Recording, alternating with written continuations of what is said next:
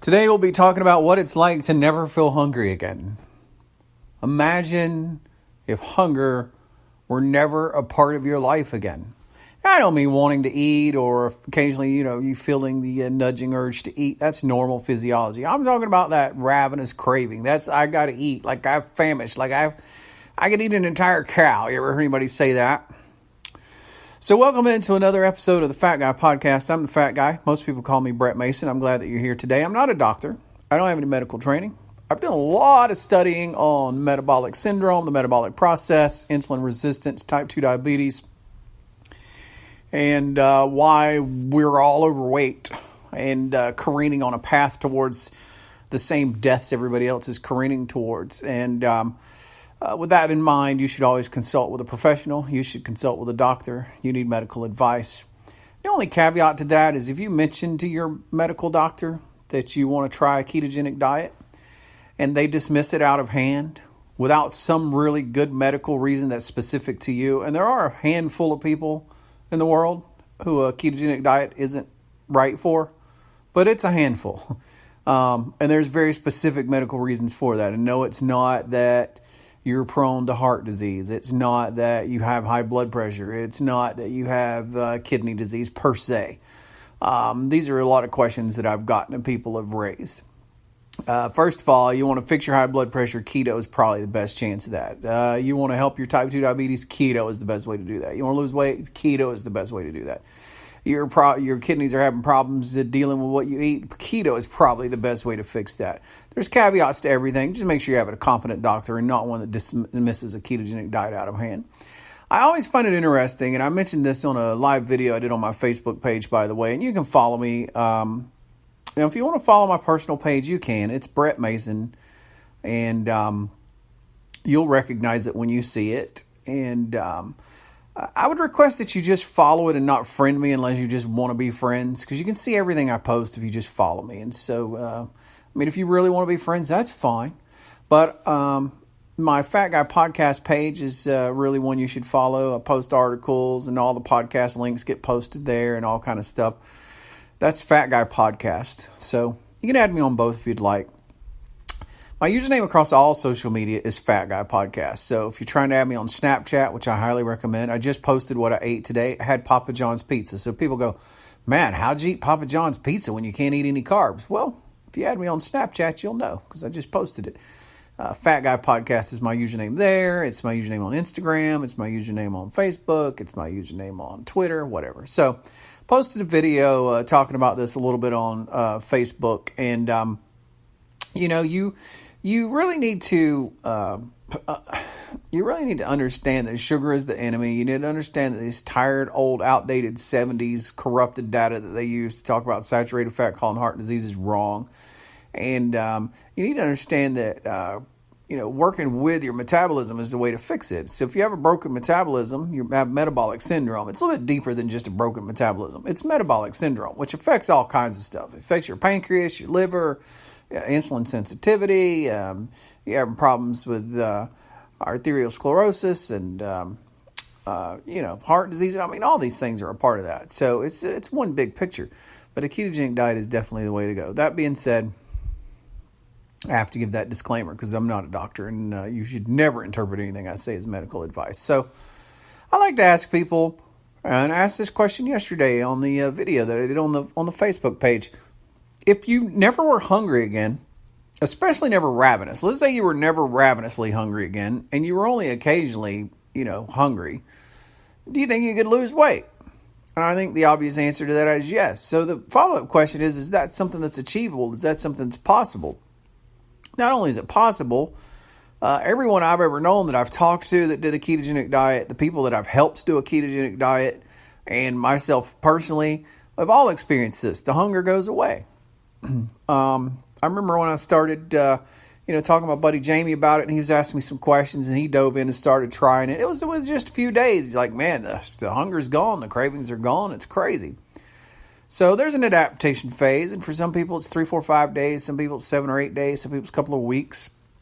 I began working with somebody January 1st, Amanda, and she just went her first 24 hours without eating, something she really probably couldn't have even imagined doing before.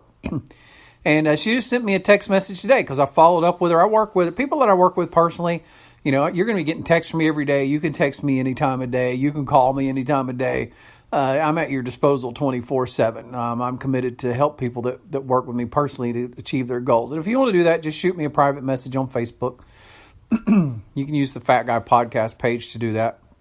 I can give you more information on that. But I asked her today how she did. She's like, man, I felt great. I went 24 hours without food and then ate. Honestly, I never got hungry. She's lost another 2 pounds, which I think puts her down 8 to 10 pounds. And we're 11 days into her diet. She woke up this morning, had some bacon and eggs, so she feels fantastic, feels amazing. And it just blows people's mind when you show them that when you eat correctly, all the cravings go away. So one of the first things people ask me, because they're concerned, like, oh God, does that mean I can't have insert your favorite food here? Oh God, does that mean I can't have apple pie anymore? Does that mean I can't have Reese's peanut butter cups anymore? Oh God, does that mean I can't have Hershey's chocolate bar anymore?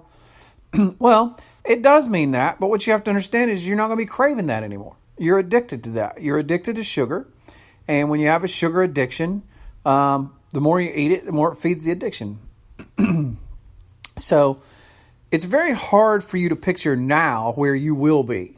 Okay, it's very hard when you're in that sugar addicted state, you're in that carved up state, you're eating the standard American diet, you're getting hungry every 2-3 hours.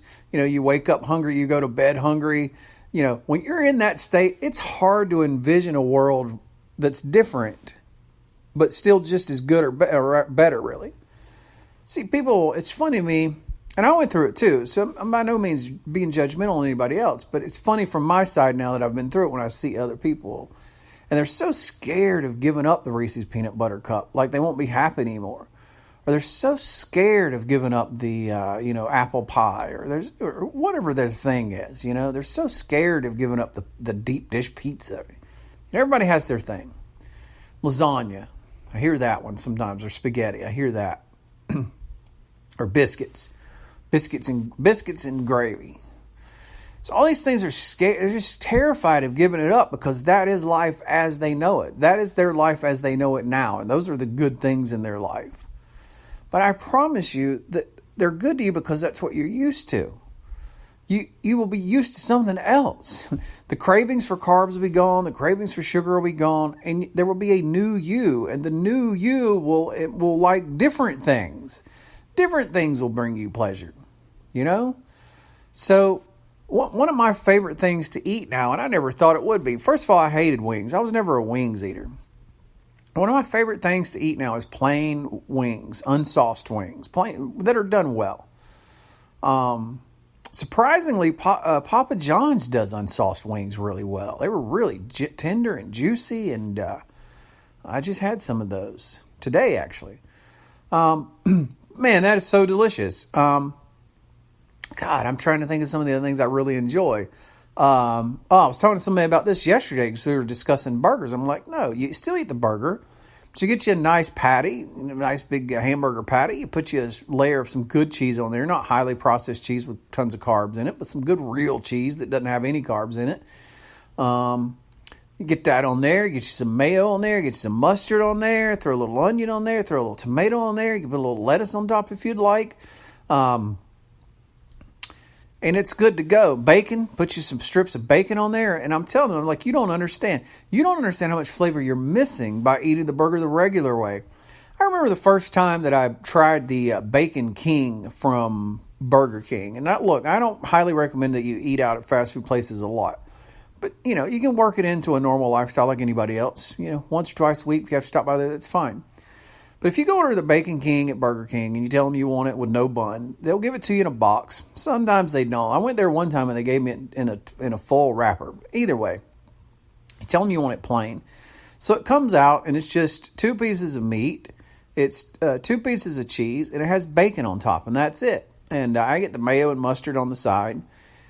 It's so crazy how much of that flavor comes through when you're not stifling it with a bun. Like the rich, smoky bacon flavor comes through with the cheese flavor and the beef flavor. And it's just so much more intense. It's so much more delicious. The fact that there has to be a bun on there, it's really not a taste thing. It's a mental thing. You've just always eaten a bun on your burger, and you can't imagine eating a burger without a bun, and so it just doesn't feel right to your brain. If you take a guy and you tapped his forehead against the wall, I don't mean smashed it into the wall, but you took a guy, let's say you took a guy every day at 7 in the morning, noon, and 7 at night, and you walked him up to a wall and you just tapped his forehead against the wall 100 times. After a couple of weeks, he's going to feel odd if you don't come get him at 7 in the morning and go walk him to the wall and tap his head into the wall 100 times. It's not that that's good. It's not that that's a great thing. It's not like, oh, God, it's so amazing when my head gets tapped against the wall 100 times. No, it's just conditioning. You've just been conditioned and you just don't feel right without it. Same thing with burgers and buns. You just don't feel right without a bun. But it's not better. It's just different. The flavors are so much more intense when they're not being smothered by a bun. So back to the original, I know I got sidetracked, and I always do, but back to the original premise of this podcast is, could you lose weight if you weren't hungry? Could you lose weight if you weren't hungry? Okay?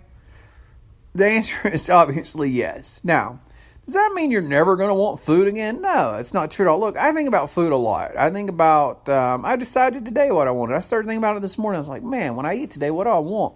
What sounds good to me? And so I was thinking about food. It's just way different than the way I used to think about it, though. Like, I used to think about it and I was starving. Like I couldn't wait to get to lunch. It's just different. I feel gentle nudgings to eat, I feel a gentle hunger. That's really the best way I can describe it. It's a gentle nudging that it's, hey, we would like some food now. This whole ravenous thing where you're like, oh, God, I could eat the side of a house. You just don't have that anymore. It all goes away. Your body starts working right again. So the ketogenic diet is amazing. It's amazing on many levels. It's crazy to me that any doctor or medical professional in the world would hear the word ketogenic diet and freak out about it. You're just eating regular food. I mean, that's all it is. It's food everybody else eats. You're just leaving some of the crap out. You're leaving the bread out, the pasta out, and the chocolate bars out. I mean, come on. On what planet would that be considered a bad diet? But people hear the word keto and they're like, oh, keto, that's a fad diet. No, it's not a fad diet. Keto is the natural order. It's the way our great ancestors and great ancestors all ate, when they didn't have food on every corner and refrigerators and freezers stocked full of food so they could stuff their face 24/7 and all this crap coming out of manufacturing plants. They cured a side of pork and it hung out in the smokehouse, and that's what they had for meat. And they grew their vegetables, and they grew greens, and they grew whatever in the garden, peas and stuff, and beans and stuff in the garden, and they ate it, and that's what they had. The one difference is they probably did make bread because bread's really cheap to make, so they were poor. But beyond that, if you take the bread out, eating a ketogenic diet's pretty much the way your great-great-grandfather, great-great-great-grandfather, or great-grandfather probably ate. It's a very natural way of eating. There's nothing bizarre about it. You're taking out all the stuff that requires a ton of processing by machines that none of us could have possibly owned, 300 years ago. The way food is, it's just whole food. You make biscuits out of flour. I don't think people understand that flour isn't something that you harvest. The steps that are involved, if you see what starts out pre-flour and take a look at it in its whole food form, and then understand what kind of processing it has to go through to wind up being powdered flour, and it strips all the good stuff out. All the good stuff is stripped out. So it's amazing when you're not hungry anymore what you can accomplish. All right, we're going to wrap this thing up. Follow me on all the social media platforms. Whichever one is your favorite, I'm there. I'm more active on some than others. I'd say I'm probably most active on Snapchat, Facebook. Instagram is a close third. But it's at Fat Guy Podcast. Fat Guy Podcast is the username. Add me. And if you'd like to discuss me working with you personally, I've done it with great success. Working with 2 people now. I could probably take on another 2 people now if somebody was ready to go. You just need to consult me about that. You can shoot me a message on Snapchat, shoot me a message on Instagram, shoot me a message on Facebook or whatever. We talk about making that happen.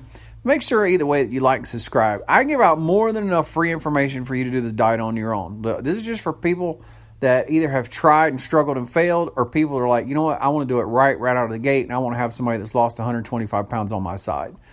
There's a lot of people like that. But, I was talking to somebody named Lori yesterday. I was talking to Pamela yesterday. These are people that just follow my social media. They listen to the podcast. They watch the videos. They see the articles I post. And they've done it on their own. So you can do it on your own.